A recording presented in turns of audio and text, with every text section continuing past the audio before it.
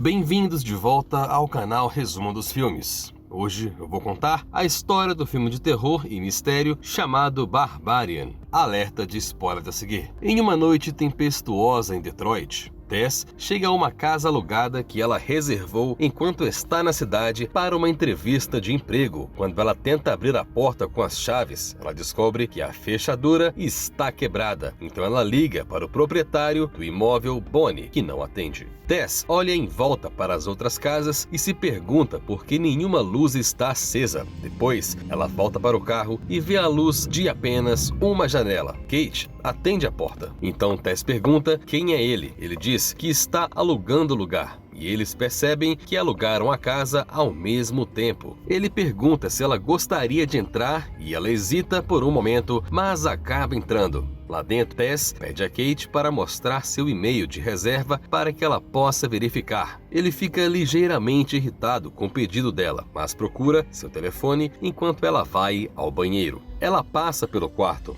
onde vê os lençóis desgrenhados na cama. No banheiro, ela vê a escova de dentes elétrica de Kate no chão. Na sala de estar, Kate assusta Tess por trás quando ele mostra o e-mail. Ela vê sua reserva válida e os dois estão confusos sobre o que fazer agora. Tess diz que vai encontrar outro lugar para ficar, mas Kate sugere que ela fique na casa enquanto procura um hotel. Minutos depois, Kate se oferece para fazer um chá. Ele mostra uma garrafa de vinho que os locatários deixaram. Tess não teve sucesso em sua busca por um hotel e Kate se lembra que há uma convenção médica na cidade, o que explica a falta de vagas. Ele recomenda que ela fique com o quarto e diz que vai dormir no sofá. Ela tenta recusar, mas ele insiste. Então ela confessa seu problema com lençóis sujos. Momentos depois, os lençóis giram na lavadora enquanto Kate coloca a bagagem de Tess para dentro. Tess vai para o quarto e vê a carteira de Kate em cima da mesa. Ela encontra a carteira de motorista dele e tira uma foto. Mais tarde, ela entrega a carteira de Kate antes de ir para o banheiro tomar um banho. Kate espera por Tess na mesa da cozinha. Ele quer abrir o vinho enquanto ela estiver lá para que ela veja que ele não colocou nada nele. Ela se senta e ele serve uma taça de vinho. Então ele pergunta por que ela está em Detroit.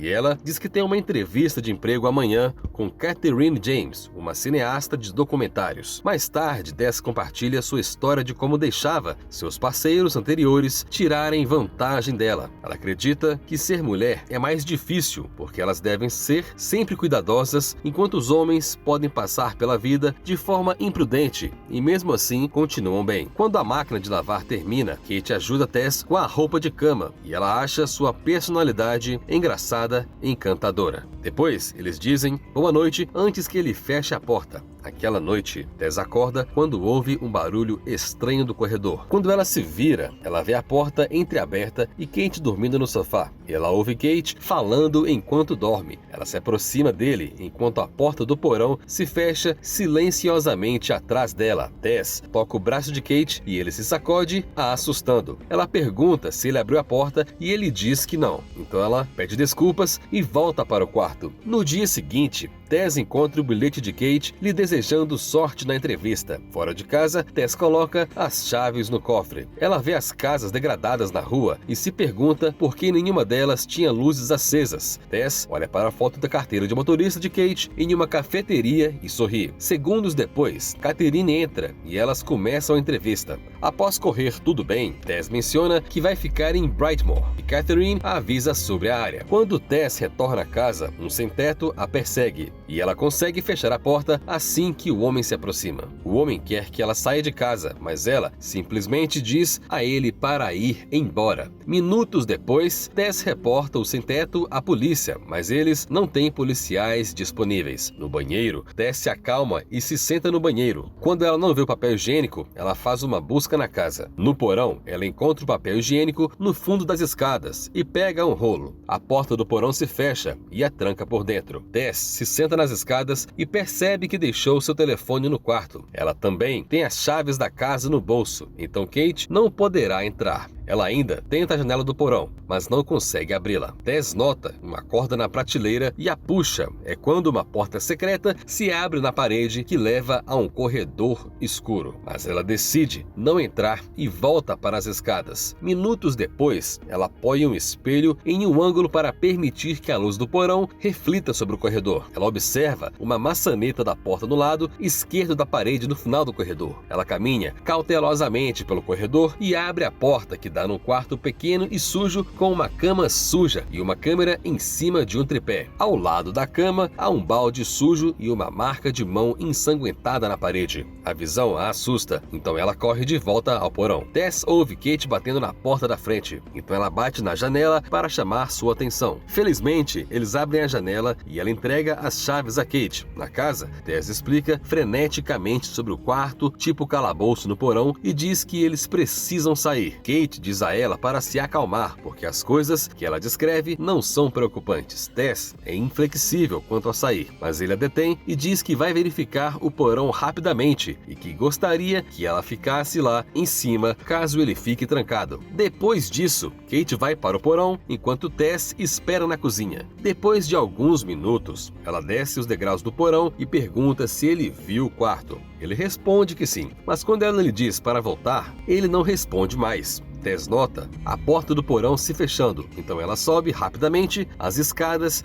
e usa uma cadeira para segurá-la. Momentos depois, ela desce o corredor escuro, mas Kate não está na sala pequena. No final do corredor, ela descobre uma porta que leva a um túnel subterrâneo. No topo das escadas, ela grita por Kate e ouve sua voz chamando por ela, suplicando por ajuda. Ela pensa em fugir, mas decide descer para procurá-lo. No final das escadas, ela vira à esquerda, onde um portão de metal se abre para uma passagem. Ao avançar, ela encontra 4 gaiolas de metal vazias, com tigelas para cães. Inesperadamente, Kate rasteja rapidamente na direção dela e diz ter sido mordido por alguém lá embaixo. Ela diz que eles devem voltar para onde entraram, mas ele diz que era lá que a pessoa estava. De repente, uma mulher grande, deformada e sem roupa, a mãe, corre atrás de Kate. Ela agarra a cabeça dele e repetidamente a esmaga na parede, tirando a sua vida. 2 semanas depois, o ator de TV, AJ,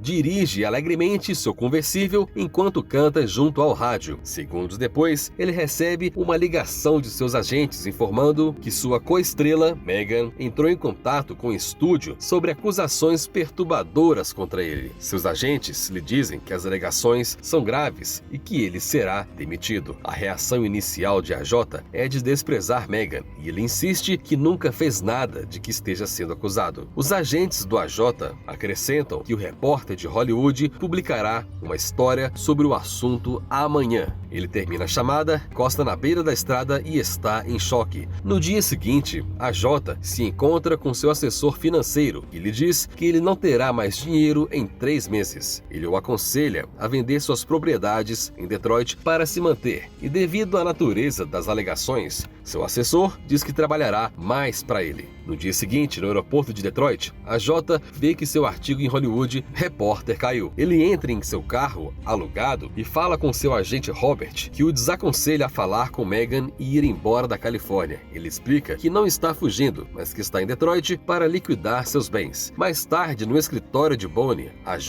pega as chaves da sua propriedade. Do lado de fora da casa, AJ se pergunta de quem é o carro que está estacionado na frente. Lá dentro, ele vê a porta do porão aberta. Pega a cadeira e chuta a porta para fechá-la. Ele vê as coisas de Tess, Kate, espalhadas pela casa e liga para Bonnie, mas ela garante que ele não tem mais hóspedes e que os últimos saíram há semanas. Naquela noite, AJ se encontra com seu amigo Everett em um bar, onde ele descreve o encontro com Megan. AJ diz que ela inicialmente lhe disse não, mas ela apareceu depois da sua persistência. Mais tarde, AJ tropeça em casa bêbado, deixa uma mensagem de desculpas para Megan e diz a ela para ligar de volta. Na manhã seguinte, ele vomita no banheiro e vê a escova de dentes de Kate. Ele dá uma olhada nas coisas de Kate e Tess, mas não consegue encontrar nenhuma forma de identificação. Momentos depois, ele vê as chaves do carro de Tess na mesa do jantar e olha para a porta do porão. A Jota chama no alto das escadas e ouve um barulho. Minutos mais tarde, ele pega uma pequena faca e uma lanterna da cozinha. No porão, a Jota vê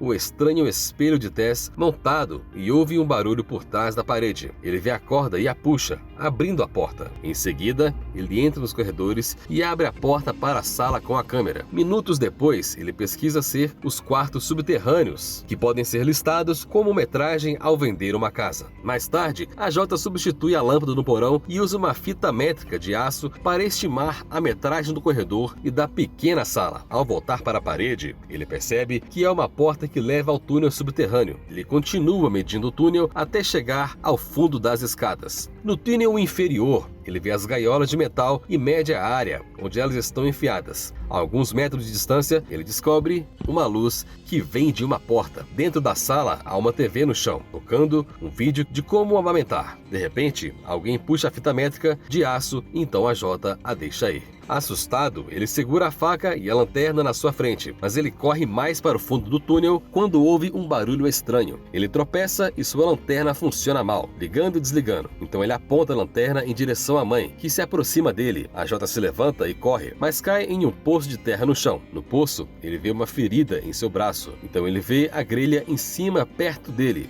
Ao seu lado, Tess sinaliza para ele ficar quieto. Há 40 anos, Frank deixava a casa e a vizinhança bem conservada com gramados muito bonitos. Na loja, uma mulher ajuda Frank com sua lista de compras de lençóis plásticos, fraldas e luvas de látex. Ela pergunta se eles vão fazer um parto no hospital, mas ele diz que será um parto domiciliar. Ela então lhe entrega uma fita de vídeo educativo sobre a amamentação. Frank vê uma mulher usando um vestido amarelo do outro lado da rua no estacionamento. Ele segue o carro dela para casa e estaciona a algumas casas de distância. Então ele pega o uniforme da companhia elétrica do porta-malas de seu carro. Minutos depois, Frank bate à porta da mulher e finge checar a casa para ver se há algum problema de energia. Ele destranca a janela do banheiro antes de sair de casa. Fora da casa misteriosa, o vizinho de Frank, Doug, informa que eles estão vendendo a casa deles. Doug pergunta se ele tem algum plano para fazer isso, mas Frank diz que não vai alugar algum. Lá dentro, Frank abre a porta do porão e os gritos de uma mulher podem ser ouvidos. No presente, Tess amarra um pano sobre a ferida de AJ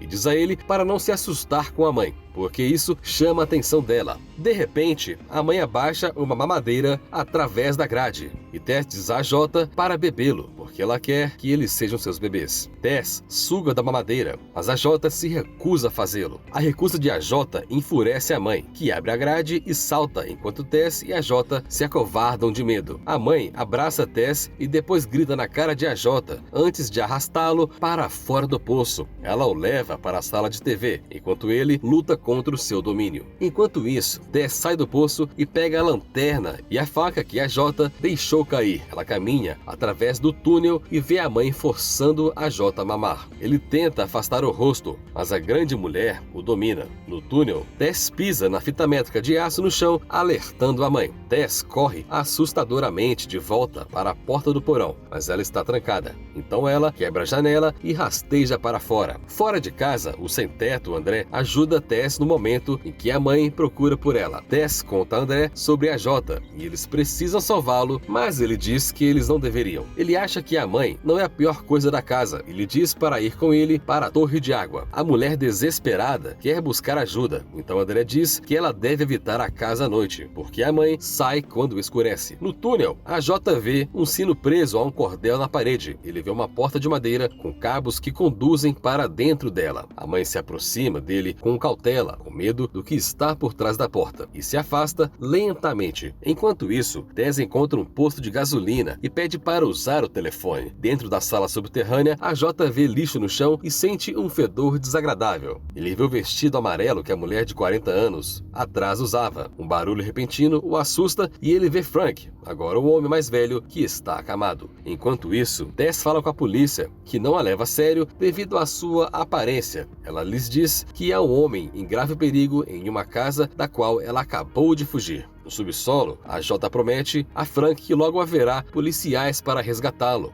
O Frank parece estar em pânico. Ele aponta para a mesa lateral e a Jota a move para mais perto da cama. Fora da casa, a polícia não compra a história de Tess e pensa que o único crime que ocorreu foi ela ter quebrado a janela. A polícia vai embora sem verificar a casa. No quarto subterrâneo, a Jota vê uma prateleira com fitas de vídeo etiquetadas com nomes de mulheres. Ele coloca uma delas intitulada Gas Station Redhead. Enquanto isso, Tess arromba a casa e pega as chaves do carro dela na mesa. No quarto subterrâneo, a Jota para a fita e parece traumatizado. Ele se volta para Frank e o critica pelas coisas más que ele fez com a mulher no vídeo. Frank então pega um revólver da mesa da cabeceira e atira em si mesmo. Do lado de fora, Tess atinge a mãe com um veículo, prendendo-o ao lado da casa. No subsolo, a Jota pega a arma de Frank e procura por uma saída. Enquanto isso, Tess desce o túnel e acidentalmente é baleada por a Jota. Segundos depois, a Jota ajuda a se levantar e pede desculpas depois que elas saem da casa. Mas a mãe não está mais no capô do carro. A Jota deixou cair suas chaves no túnel e se recusa a voltar para lá. Então eles vão para a torre de água, onde André os conduz ao seu esconderijo. André lhes diz que a mãe vive na casa há 40 anos. Seu pai Frank tem sequestrado mulheres, engravidando-as e fazendo o mesmo com suas filhas. A mãe é o resultado de décadas de consanguinidade. A Jota tem remorsos por ferir Tess e deseja consertar todos os seus erros passados, fazendo a coisa certa e levando-a a um hospital. André os desencoraja de sair enquanto está escuro e sugere que fiquem com ele até o amanhecer. Ele vive lá há 15 anos e a mãe nunca o encontrou. De repente, a mãe destrói o muro atrás de André, arrancando seu braço e o espanca com ele. Pouco tempo depois, a Jota e Tess correm para fora, mas não conseguem pular a cerca de arame farpado. Então eles correm para cima da torre de água com a mãe atrás deles. A Jota corre para o topo rapidamente, não se preocupa em ajudar Tess. No topo, Tess diz a Jota para usar sua arma, mas ele a deixa cair. Eles temem ficar assim,